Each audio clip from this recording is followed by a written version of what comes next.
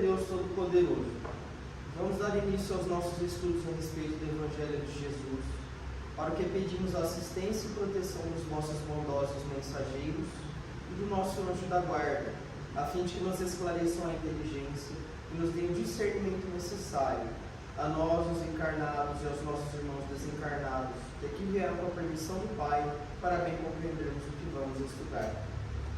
Rogamos a Jesus, o nosso mestre e guia, seja conosco e presida a nossa reunião. Em nome da irmã veneranda, protetora desta casa, damos por aberta a reunião de estudos da presente noite. Que assim seja. Em peregrinação, porque não temos aqui cidade permanente, mas buscamos a futura. Paulo, Hebreus 13:14. Risível é o instinto de apropriação indébita que assinala a maioria dos homens. Não será a Terra comparável a grande carro cósmico, onde se encontra o espírito em viagem educativa? Se a criatura permanece na abastança material, apenas excursiona em aposentos mais confortáveis.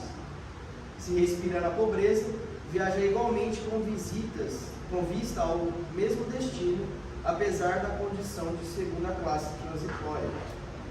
Se apresenta notável figuração física, somente enverga a efêmera vestidura de aspecto mais agradável através de curto tempo na jornada empreendida. Se exibe traços menos belos ou caracterizados de evidentes imperfeições, vale-se de indumentária tão passageira quanto a mais linda roupagem do próximo na peregrinação em curso. Por mais que o impulso de propriedade ateie fogueiras de perturbações e discórdias na maquinaria do mundo, a realidade é que homem algum possui no chão do planeta domicílio permanente. Todos os patrimônios materiais a que se atira ávido de possuir se desgastam e transformam. Nos bens que incorpora ao seu nome, até o corpo que julga exclusivamente seu, ocorrem modificações cada dia, impelindo-o a renovar-se e melhorar-se para a eternidade. Se não estás cego, pois, para as leis da vida, se já despertastes para um entendimento superior, examina a tempo onde te deixará provisoriamente o comboio da experiência humana nas súbitas paradas da morte.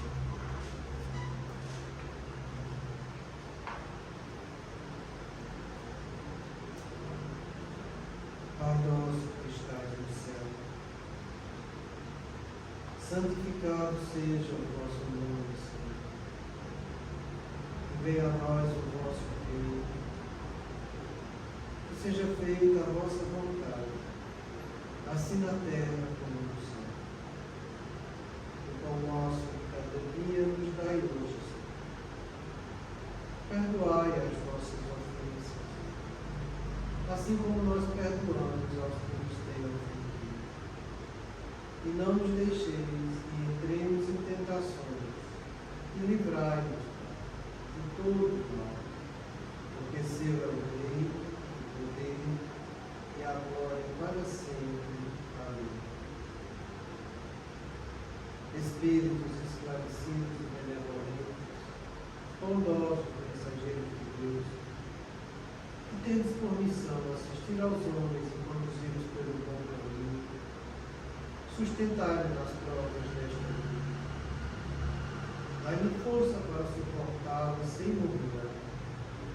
Afastai-me dos maus pensamentos e fazer que eu não dê entrada a nenhum espírito que tentasse cobrir-me e conduzir-me no caminho do mal. Esclarecei minha consciência com relação aos meus defeitos e tirai-me de sobre os olhos do véu do orgulho, capaz de impedir de perceber e confessá-los a mim mesmo. A ti, sobretudo, bondoso anjo da guarda, que mais particularmente velais por mim, e a todos vós, espíritos protetores, temporinhos e interessados, fazei que me torne digno da vossa proteção. Bem seja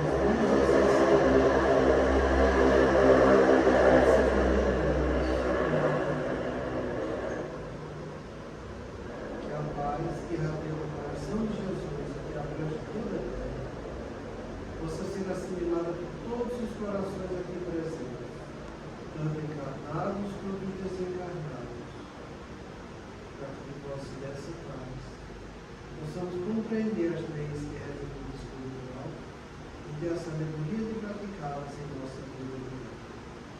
Em nome do nosso Mestre amado Jesus, da irmã veneranda de sua equipe espiritual que nos assiste, em nome dos nossos anjos da guarda, solicitamos que a água aqui exposta seja frutificada para o nosso benefício. Que assim seja. Damos graças a Deus. Amém.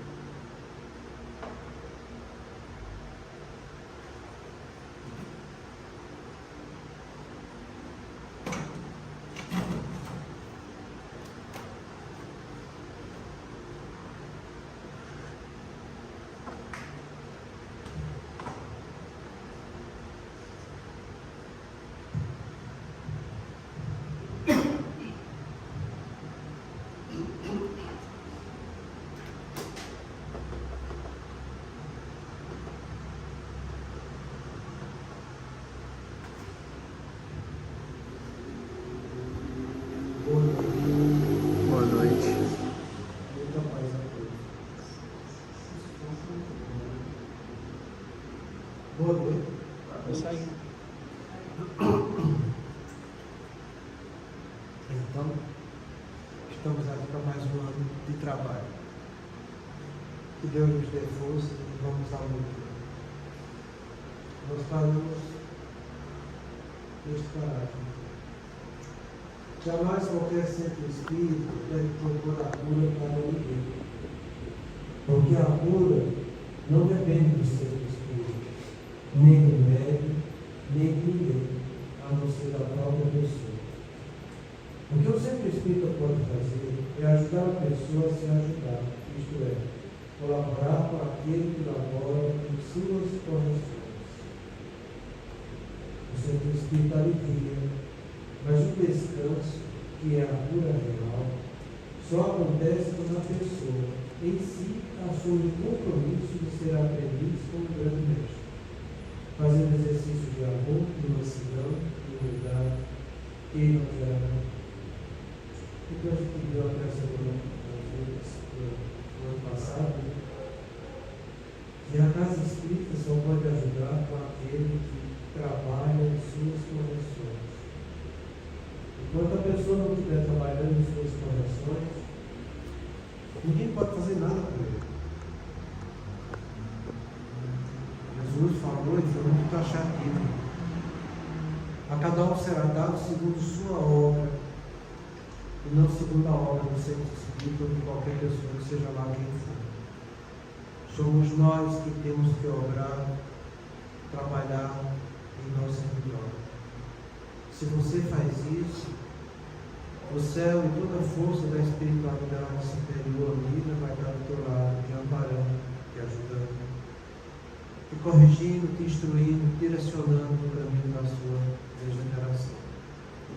Se você não faz isso, absolutamente nada pode ser feito. O movimento de despertar, a gente costuma dizer que é um movimento pessoal, individual e intransferível de cada um. Cada um vai despertar para a verdade da vida no dia que ele quiser. É lógico que, enquanto você não despertar, você vai estar criando problemas para a sua vida, e esses problemas vão se avolumando e vão te incomodando ao ponto de você se sentir obrigado a gerar esse despertamento dentro de você. Aí, quando desperta, sim, a gente pode ajudar.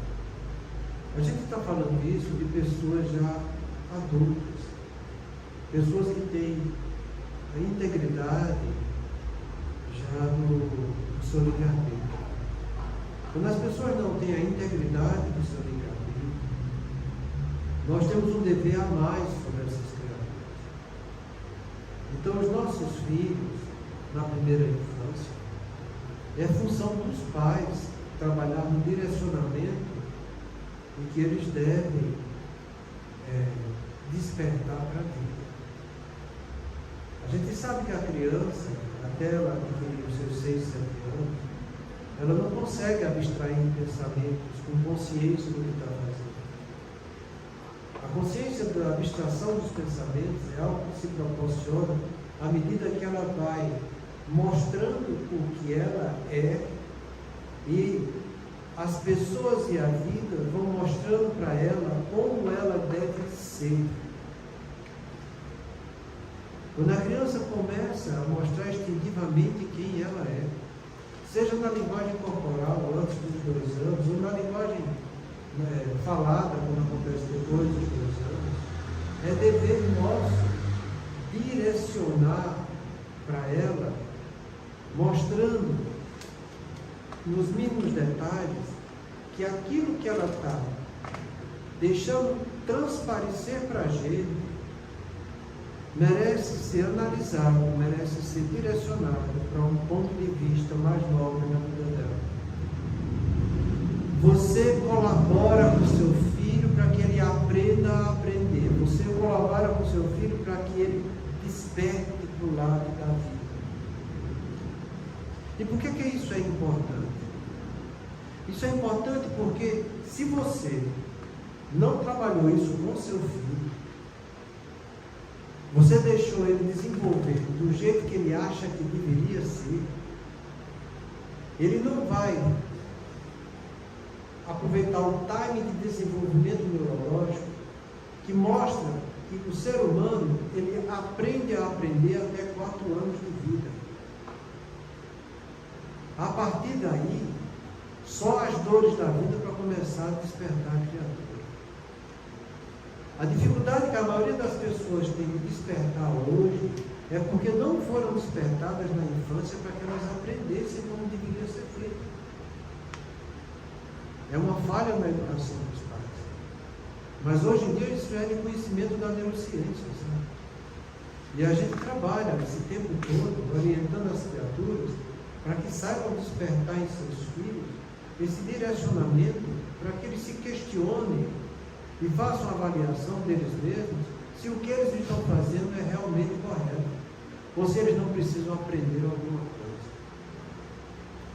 É muito importante a gente fazer isso. Isso que eu estou falando para vocês é algo que está sendo trabalhado de uma maneira exaustiva, principalmente nos países mais evoluídos, porque é lá que surgiu esses conhecimentos todos. Então a gente precisa ajudar as pessoas sabendo das dificuldades que elas têm. E toda vez que elas nos procuram diante das dificuldades que estão tendo, é uma oportunidade de você ajudar no despertamento daquela criatura. Para que ela comece a questionar o ego dela mesmo, se o que ela está fazendo é realmente correto ou não é. Se é correto, se ela não pode fazer melhor ainda, sabe? Então quando ele fala isso aqui, que a pessoa só pode elaborar com aquele que está elaborando as suas correções, entenda, a gente tem ao nosso alcance, dentro da doutrina espírita, através do atendimento fraterno, a oportunidade de fazer isso. Mas a pessoa tem que querer aprender. Eu digo que é uma das coisas mais difíceis da gente encontrar, e não é só na casa espírita, no atendimento fraterno, não, é no consultório da gente. Porque a maioria das pessoas que nos procuram, elas querem que algo aconteça de fora para dentro, que tire os seus problemas e que ela continue levando sua vida mudando do jeito que vivia o tempo inteiro, sabe? E isso nunca vai acontecer. De fora para dentro, a única coisa que a gente tem é o alívio, que é o que a gente vai começar a estudar hoje. Você alivia as criaturas de fora para dentro. Mas você só vai encontrar a saúde, que é o descanso, quando você se modifica interiormente. Então, quando ele fala isso aqui para a gente, que a gente pode colaborar com aquele que elabora as suas correções, e que o centro espírita alivia, mas o descanso, que é a cura real, só acontece quando a pessoa em si mesma assume o compromisso de ser aprendiz como um grande mestre, fazendo exercício de amor, mansidão e humildade, que é o gerador. Isso aqui não foi ele que inventou, ele está tirando isso aqui de uma orientação que Jesus deixou para a gente. Foi o próprio Jesus que disse: vinde a mim todos vós que estáis cansados, aflitos e sobrecarregados, que eu vos aliviarei.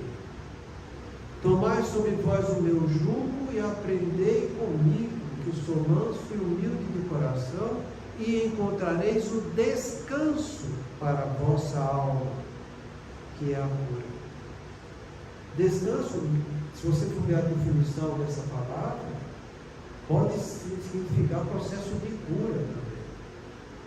Então, eu acho muito bonito quando a gente vê as palavras de Jesus, as frases que ele deixou, e quando você vai em busca de definições, você encontra a correspondente de tudo aquilo que a neurociência mostra hoje o que está acontecendo. De que adianta você aliviar se você não trabalhar a cura? Eu converso muito isso com meus pacientes. De que adianta você corrigir o efeito desagradável se você não vai estar tratando a causa? Se você alivia o efeito sem tratar a causa, o problema continua e vai ficar pior. Porque ele vai se intensificar e aquele alívio que tinha, aquele efeito, já não vai mais se resolver com nada a situação da criatura. Então são muitos que procuram a gente, lá no consultório, e você leva o alívio, orienta o descanso, eles não trabalham o descanso, sobrecarregam cada vez mais aquele alívio, e depois eles voltam, doutor, esse remédio já está fraco. Ele já não me resolve o problema, já não era como antes. Eu preciso trocar, eu preciso um melhor. Então ele quer algo que vá aliviar novamente. Mas o descanso que ele tinha que trabalhar, os processos de autocura que ele tinha que realizar, ele não realiza. Eles querem a coisa sempre de fora para dentro, sem fazer nenhum esforço interior na vida deles. E o que é que acontece com isso? Estão gerando problemas e complicações. Porque a vida vai acontecendo, o tempo vai passando, o corpo vai se debilitando, as oportunidades de cura vão ficando cada vez mais difíceis. E muitas vezes, depois, quando eles querem realmente fazer alguma coisa, já não tem mais muito tempo, sabe? Tem uma frase do filósofo que eu gosto muito de repetir. Ele diz o seguinte: tem muitos que não podem quando devem, porque não quiseram quando podiam. Isso acontece com a grande maioria das pessoas aqui. A vida vai dando oportunidade, eles vão renegando. Quando quer, não faz. Não faz enquanto está ao alcance dele. Lá na frente, quando quer, já não tem mais condição de fazer. Então que a gente não entre nesse movimento. E que muito menos a gente colabore para que os outros entrem nesse movimento. A finalidade da casa espírita é despertar consciências, para que, despertando consciências, elas trabalhem em busca do seu descanso. Ele vai encontrar o alívio, mas a cura depende do trabalho interior de cada um. Seria muito cômodo para a gente ficar comprando a cura do nosso espírito.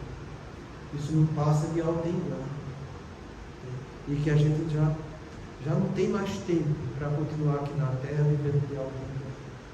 Então o alívio é importante demais da conta, mas jamais deve se subestimar o descanso.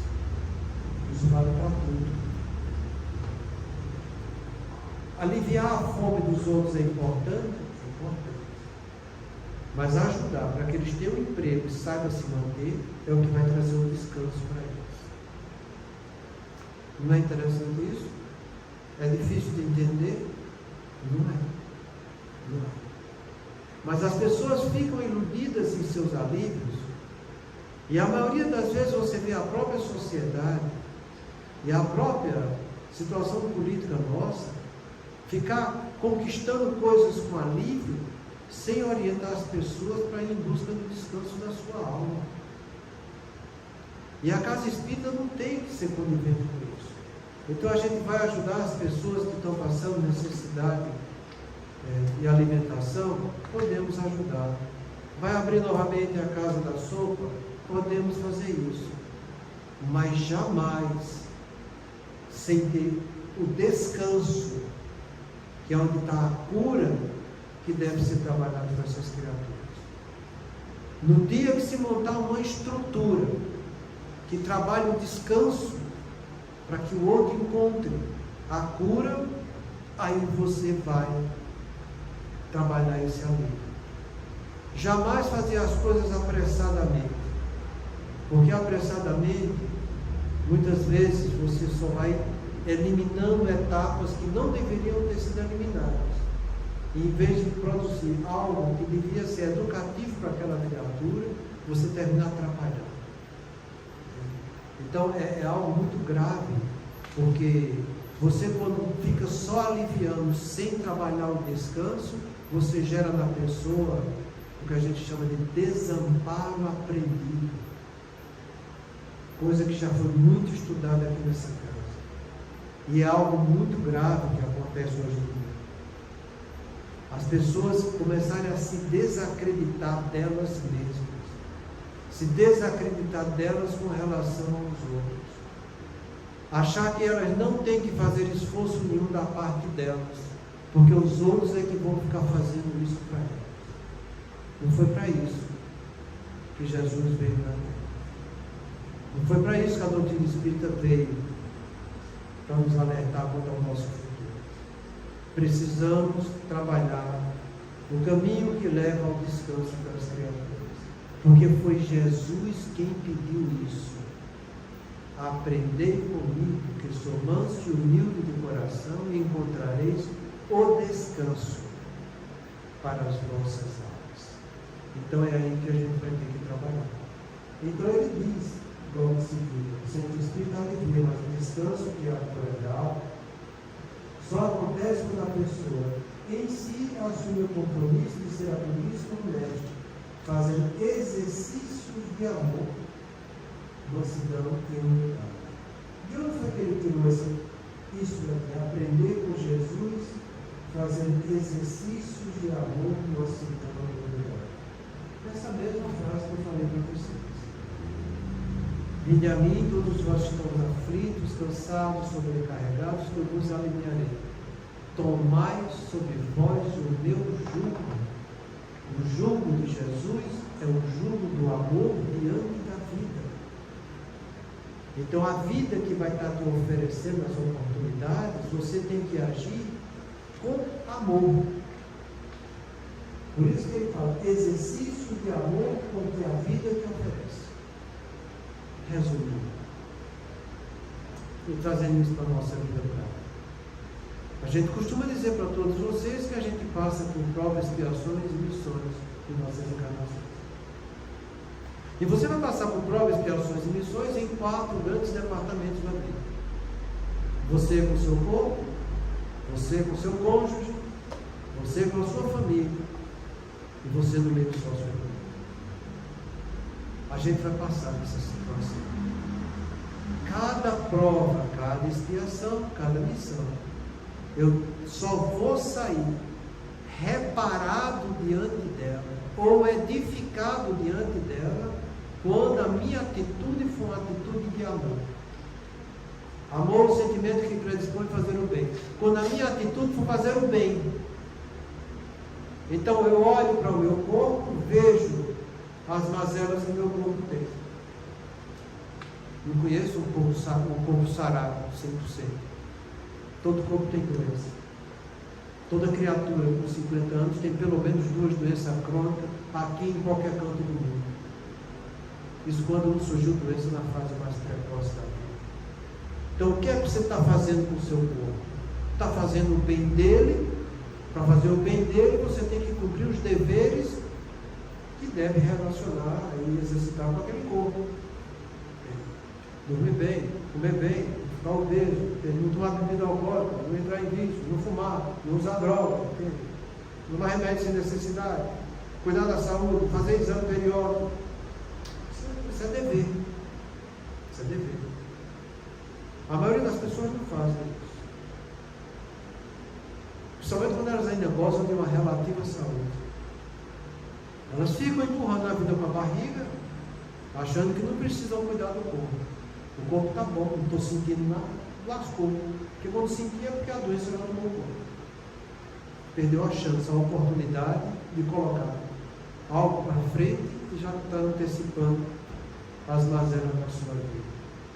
Então é nesse sentido que a gente fala que a gente precisa cuidar bem, fazendo bem com o nosso corpo. Se tem doença, fazer o tratamento correto. Se tem que fazer dieta, fazer a dieta correta. Se você não faz, você não está fazendo exercícios de amor, coisa mais preciosa que Deus te deu, que é teu corpo. Porque se você perdeu o corpo, acabou. Tem algo mais precioso do que isso? Não tem. Mas o que eu acho interessante é as pessoas focarem tudo fora do corpo como sendo prioritário na vida. A minha prioridade é a minha casa própria, a minha prioridade é meu carro, a minha prioridade é a minha roupa, é meu celular, é isso, aquilo outro, é a minha profissão.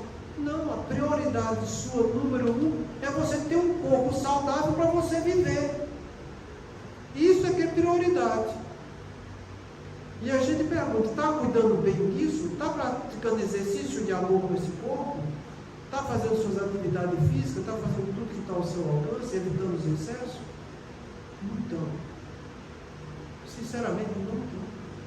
E nem quando as doenças chegam, também não estão. Se tem alguma escapatória que eles possam ter, dissimulando a doença para continuar fazendo suas atividades equivocadas, eles vão continuar fazendo as atividades equivocadas. É por isso que existe o que a gente chama, que está lá no livro Ação e Reação, a dor auxílio. São pessoas que não trabalham os exercícios de amor que a vida oferece para eles, e que, numa maneira de última chance, é dado para que essas criaturas doenças graves limitantes, para que dentro das doenças graves limitantes, elas repensem no que estão fazendo com os seus espíritos. Porque se você não faz exercício de amor com o seu corpo, você vai fazer exercício de amor com quem? Com quem? Ainda tem pessoas que passam pela situação de pseudo-amor, onde existe sentimentalismo com fingimento, e ainda chega dizendo para mim, eu não cuido de mim porque eu cuido dele, cuido dela, cuido do meu filho, cuido de mim. Como você vai cuidar bem dos outros se você está sendo descuidado por você? Isso é hipocrisia, isso é falsidade, isso é mentira. Não está cuidando dela porque ela não quer. E fica fazendo um jogo por fora, cheio de firulas, para chamar a atenção dos outros e ter um ganho secundário. Por isso que a gente chama disso que é uma atitude de pseudo-amor. É um fingimento usando de um sentimentalismo. Sentimentalismo é toda vez que eu exacerbo uma emoção ou um sentimento meu. Então exacerba desse jeito. Vejam como eu sou cuidadoso com meu marido, com a minha mulher. Vejam como eu sou cuidadoso com o meu emprego. Eu me mato, mas o meu emprego está em primeiro lugar. É mentira. É tudo mentira. É tudo ilusão. No dia que você fizer o melhor pelo seu corpo, que é o que te dá o direito a continuar vivo aqui na Terra, você vai ter condição de fazer o melhor com os outros. Amarás o teu próximo como a ti mesmo. Jesus já deixou a regra para a gente. Trabalhe o alto amor com você, para que você possa, depois de ter um alto amor trabalhado com você levar o alto amor para o outro, para que o outro aprenda. E os exercícios de amor com nossas famílias? Porque toda família é uma família de prova e expiação. No planeta de prova e expiação, é uma família de prova e expiação. Então eu vou ter conflitos muito sérios na minha família. E tem que ter. Porque a sua família não é uma família missionária. É de prova e expiação. Então eu vou ter pais com problemas, filhos com problemas, cônjuges com problemas, todos com problemas. Para que eu faça o quê? Exercícios de amor. Para que eu faça o bem para aquele meu irmão, despertando em mim um sentimento de fraternidade. Eu tenho que entender meus familiares como irmãos espirituais, e que eu tenho que trabalhar nessa encarnação, meu relacionamento com eles, para desenvolver um sentimento de fraternidade. Eu tenho que sair dessa vida, pelo menos, com laços de amizade e respeito com o outro. Que a gente não se deixe levar nessa vida sem trabalhar esses exercícios de amor em nossa família com amizade e respeito. Porque a partir daí, com amizade e respeito, vai sair o sentimento de simpatia. E fazendo bem, você vai convidar o outro a que ele faça o bem também. Ele pode até nem querer fazer nessa vida. No nosso Evangelho, tem uma mensagem de Santo Agostinho que fala laço de família e ingratidão dos filhos. E o pacote é completo para as nossas famílias aqui na Terra. E ele dá esse exemplo. Muitas vezes os pais fazem de tudo pelos seus filhos. Chegam até a desencarnar e os filhos, de uma maneira ingrata, fazem tudo equivocado. Mas não se iludam, porque esses pais, quando chegarem no mundo espiritual, serão agraciados por Deus ao dobro. E esse filho ingrato, quando desencarnar, vai saber a bobagem que ele fez, porque ele vai colher no mundo espiritual os frutos da sua ingratidão. E depois de muito arrependido, ele vai pedir mais uma oportunidade para nascer no meio daquela família e retribuir a esses pais ao dobro por tudo aquilo que eles fizeram por eles na encarnação anterior. Então, que a gente entenda e veja a oportunidade do que eu estou vivendo aqui agora como uma grande chance que a vida está me dando de eu me reparar com o meu passado e de eu me preparar para um futuro melhor.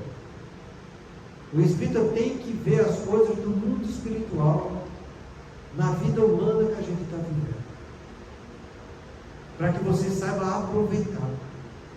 Porque se você ficar restrito às condições humanas que você está vivendo, você vai ficar uma pessoa extremamente amarga, entristecida, irritada e estressada, porque você não vai estar colhendo aquilo que você gostaria de colher e sabe que não vai colher, porque o teu problema não vai se resumir numa vida única, mas na pluralidade das existências.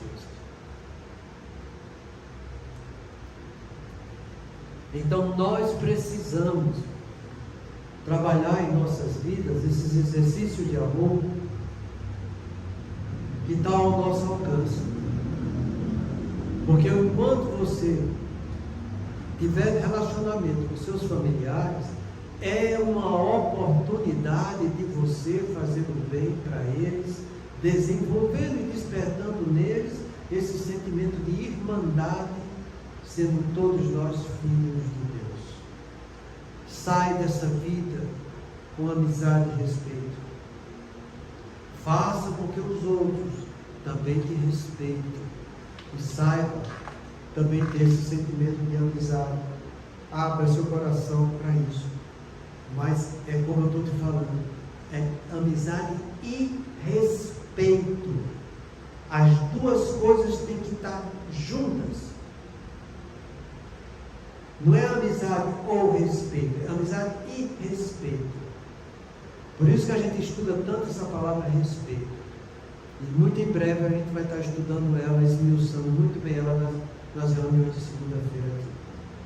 Então, do mesmo modo que você tem que fazer exercício de amor com o seu corpo, com o seu cônjuge, e olha, as estatísticas hoje em dia são tristes em relação a cônjuge, porque a perspectiva da avaliação que foi feita é que em torno de 62% dos relacionamentos conjugais vão estar desfeitos nos próximos 15 anos que estão acontecendo agora. Então está se tornando uma inversão de valor tão grande, a intolerância é tão grande para as criaturas, a falta de respeito e de amizade é tamanho que as pessoas já se casam para se separarem e não para continuarem juntos, porque mais da metade vai se separar. Então a regra agora inverteu. Você casa para se separar, você não casa para continuar junto, porque Porque ninguém tem mais paciência um com o outro. Ninguém procura trabalhar amizade. Ninguém procura respeitar o outro, querendo que o outro também lhe respeite. As pessoas não conversam nesse sentido. Então, por isso que eu torno a repetir, a amizade e o respeito têm que andar juntos. Não queira ser amigo ao ponto de o outro te desrespeitar. Okay? Nem queira exigir só respeito sem querer trabalhar a amizade em relação a outra criatura. Então, se a gente deve fazer isso conosco mesmo, com o nosso cônjuge, com nossa família, o outro pilar de prova, expiação e missão, onde eu vou ter que trabalhar exercício de amor, é no meio socioeconômico. E aí o caldo torna. Por quê?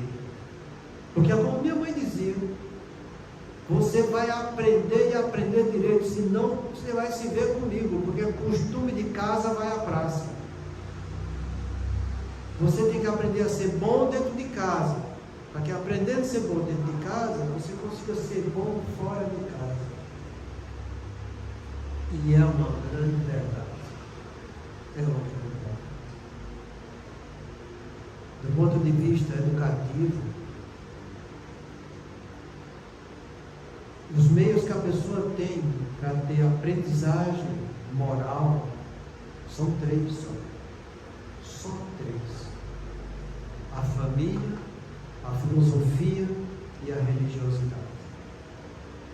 O primeiro meio de educação moral, que é o mais importante de todos, é a família, onde você nasce, onde você vai ser educado. É aí que está o pilar da coisa.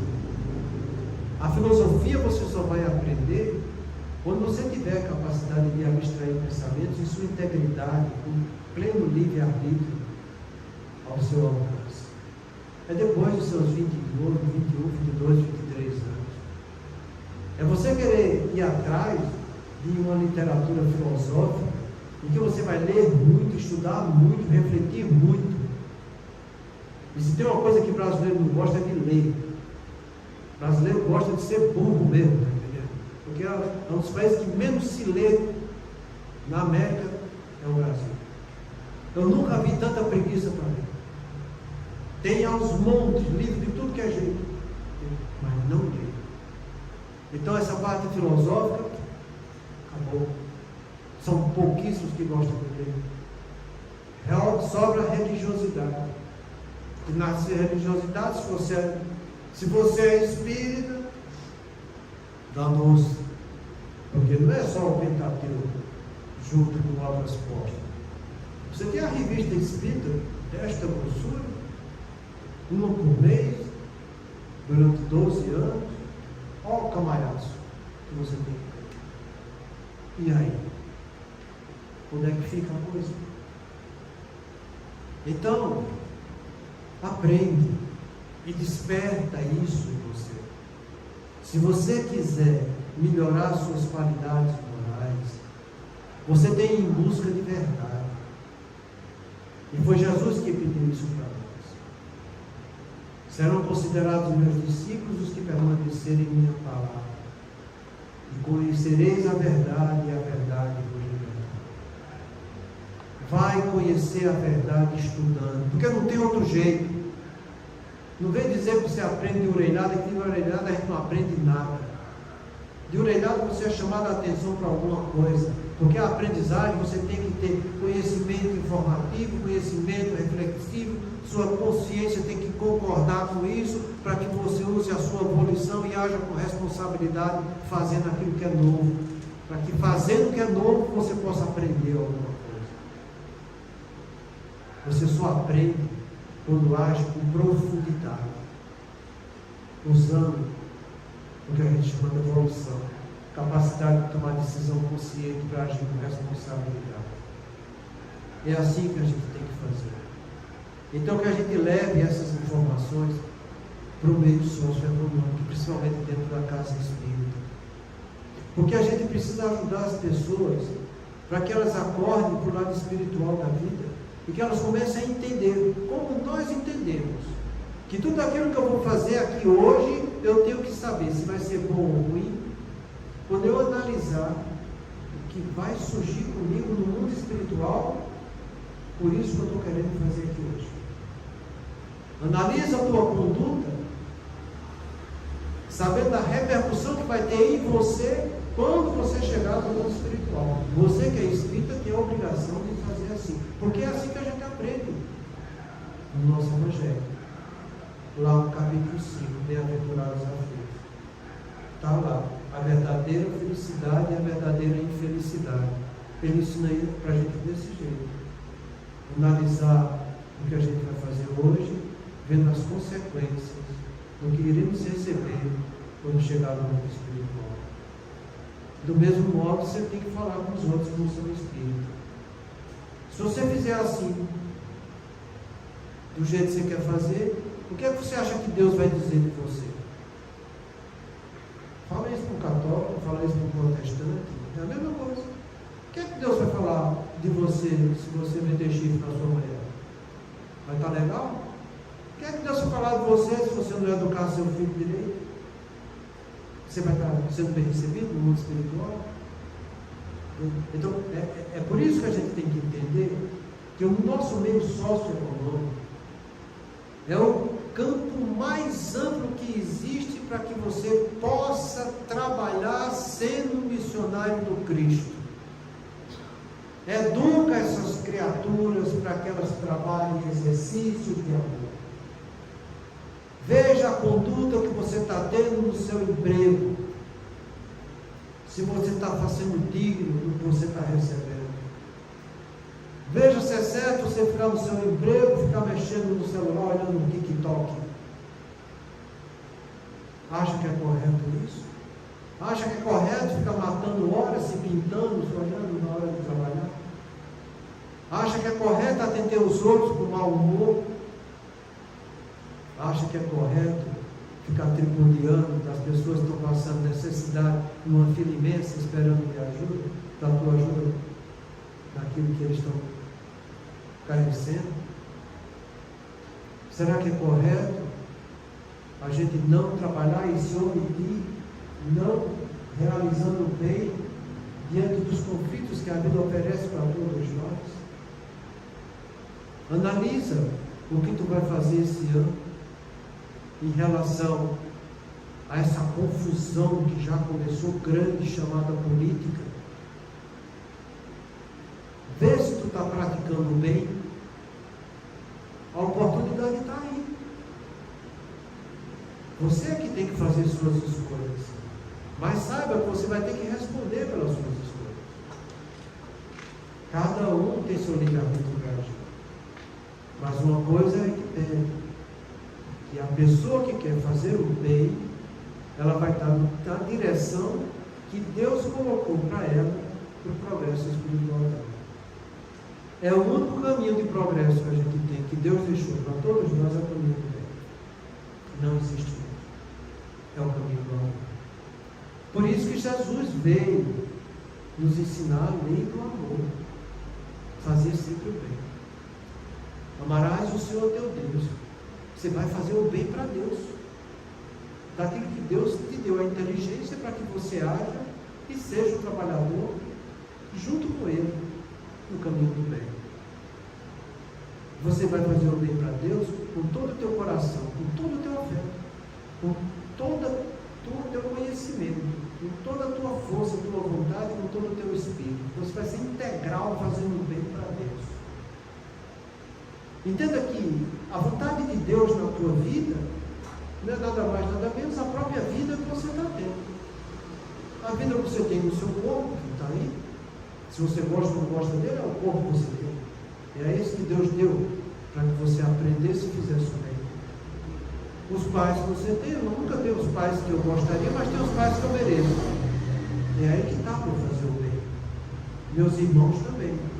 Meus cônjuges, de uma maneira geral, também fazer o bem. Essa é a vontade de Deus na vida de cada um de nós. É a vida que nós temos. Então, que eu saiba me comportar do ponto de vista socioeconômico, agindo com honestidade, agindo com igualdade, agindo com respeito, sabendo ter tolerância e discernimento com as pessoas que estão em minha volta. Porque senão, eu vou estar passando pela vida e não vou estar me corrigindo diante do que a vida está me dando, porque eu não vou estar fazendo os exercícios de amor que Deus espera que eu faça. Está dando para entender? Pois é para isso que a gente tem que lá, como Jesus falou, tomai sobre vós o meu jugo, o jugo de amor que Ele tem diante da vida, fazendo para Deus, fazendo para todos nós, sendo o que mais serve e o que mais serviu para toda a humanidade. Semana que vem a gente vai continuar com os exercícios de mansidão e humildade. E a gente vai fazer uma correlação entre essas duas palavras e os trabalhos de Deus que em casa. Muito mais aqui.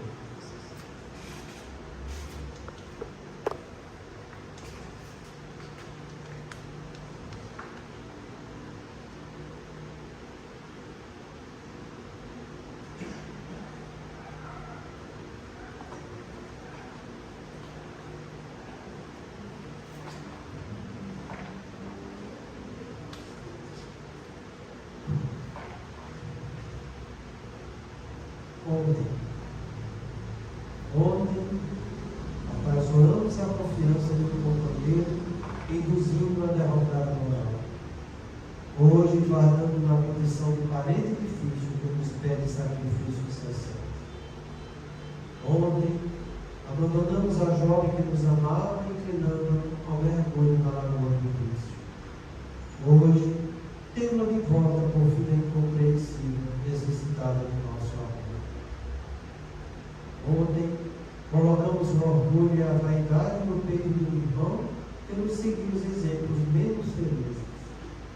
Hoje, partilhamos com ele a afeição de esposo despótico, ou de filho problema, o cálice amargo da redenção.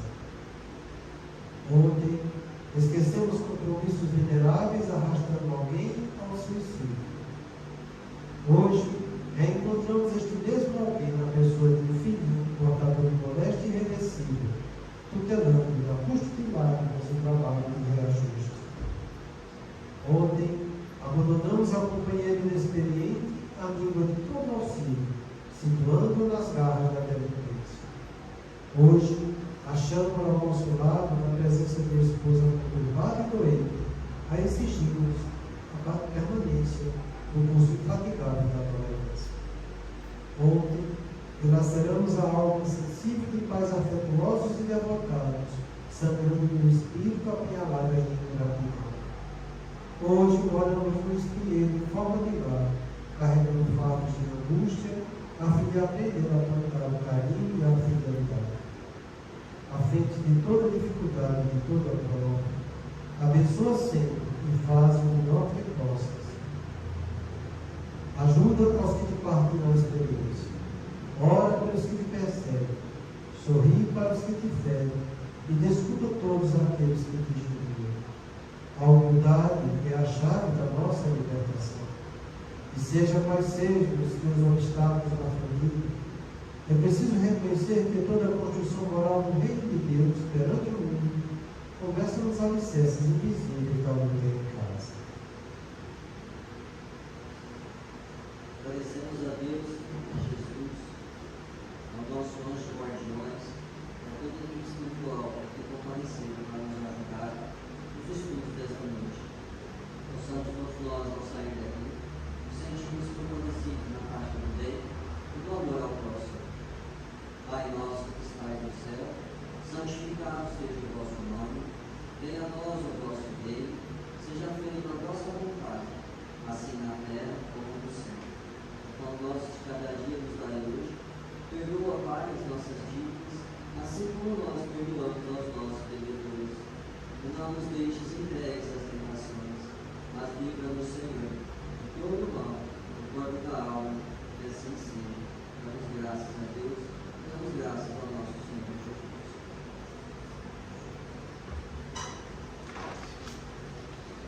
Jesus.